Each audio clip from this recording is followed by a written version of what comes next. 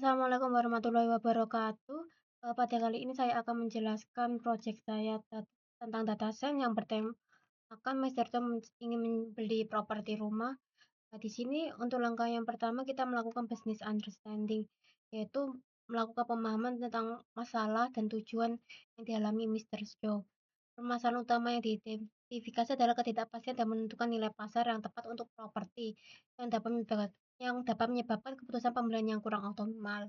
Oleh karena itu, Mr. Cho eee, lakukan data science ini, melakukan progres progres proyek data science ini untuk memprediksi harga rumah yang akurat dan aktual supaya supaya Mr. Cho dapat, membeli dengan potensi dengan value yang paling besar, itu.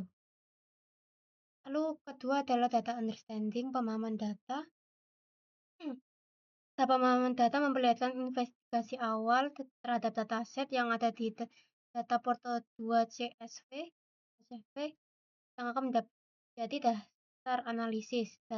Dataset ini berisi sekitar 4.600 garis data, lalu dengan 18 kolom fitur yang menggambarkan berbagai karakteristik.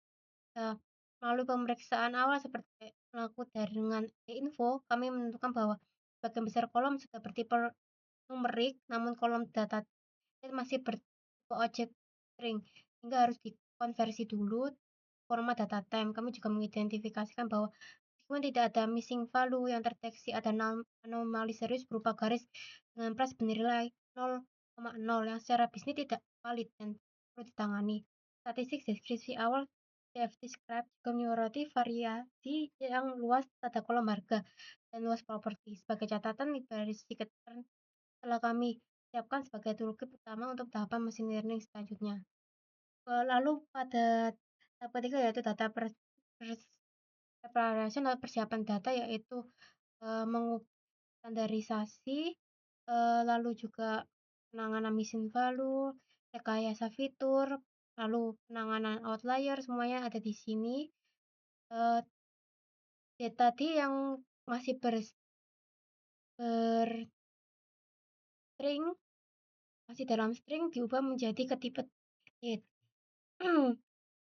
Lalu juga penanganan duplicate value. Lalu setelah data di semua data sudah disiapkan, lalu kita melakukan eksplorasi data analis atau EDA. Fase EDA bertujuan untuk mendapatkan wawasan lebih dalam mengenai karakteristik data dan hubungan antar variabel melalui visualisasi.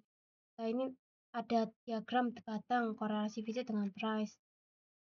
Interpretasinya adalah menunjukkan bahwa SKFT living, square feet above dan bathroom memiliki korelasi yang positif terhadap terkuat dengan harga. Ini mengindikasikan bahwa fitur-fitur ini adalah prediktor harga yang paling dominan.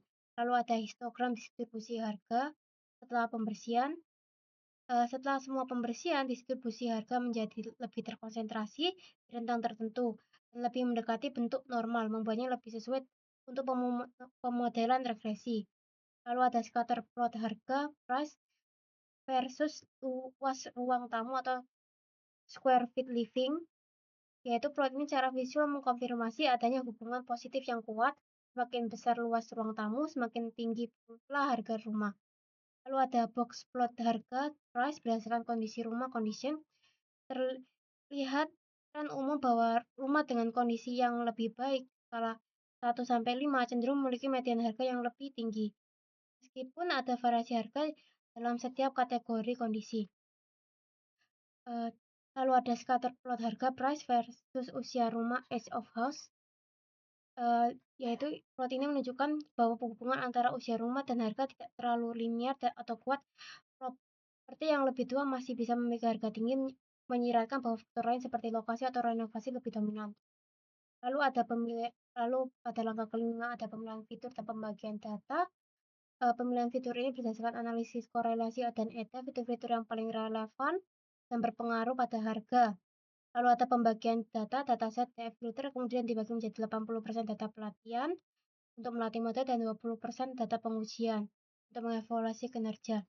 Lalu keenam, kita membangun model modeling, yaitu menggunakan algoritma, menggunakan regresi linear, linear regression dari library sklearn linear model, sebuah algoritma yang cocok untuk memprediksi nilai numerik dan menentukan hubungan linear terbalik. Proses model dilatih menjadi X-train dan Y-train, lalu beberapa wawasan yang ada koefisien model, model belajar bobot koefisien untuk setiap fitur. Lalu langkah 7, mengevaluasi model atau evaluation. Model digunakan untuk membuat prediksi Y-prat dan X-test, kemudian Y-prat dibandingkan dengan Y-test harga aktual, lalu dengan metrik evaluasi atau MS sekitar harga segini, interpretasi rata-rata kuadrat kesalahan prediksi nilai yang cukup besar ini mencerminkan variabilitas inherent dalam harga properti. Lalu ada R-square, R2 score sekitar 0,41 atau 41% variasi rumah harga dalam pengujian. Lalu visualisasi evaluasi, latar per harga vs prediksi menunjukkan bahwa titik cenderung mengikuti garis ideal, indikasikan model menangkap tren utama, namun ada penyebaran yang signifikan, terutama pada harga yang lebih tinggi. Rekomendasi rumah untuk Mr. Chow adalah hasil dari proyek Mr. Chow, memenuhi kriteria dan berpotensi menguntungkan berdasarkan analisis data dan prediksi rumah.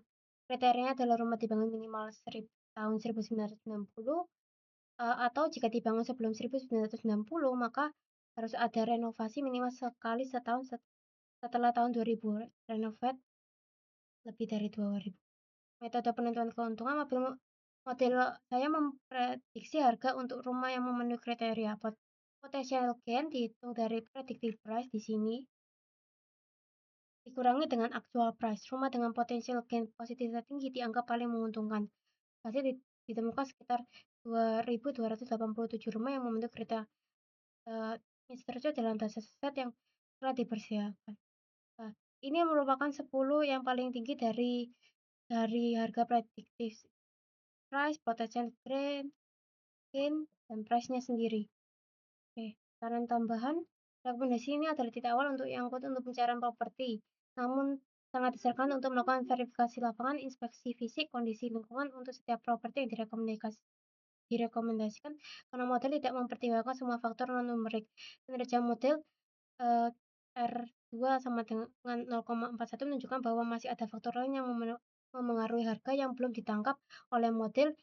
Iterasi di masa depan dapat melibatkan penambahan fitur baru, misalnya data lingkungan, keamanan, fasilitas terdekat, atau tereksploitasi algoritma machine learning yang lebih kompleks.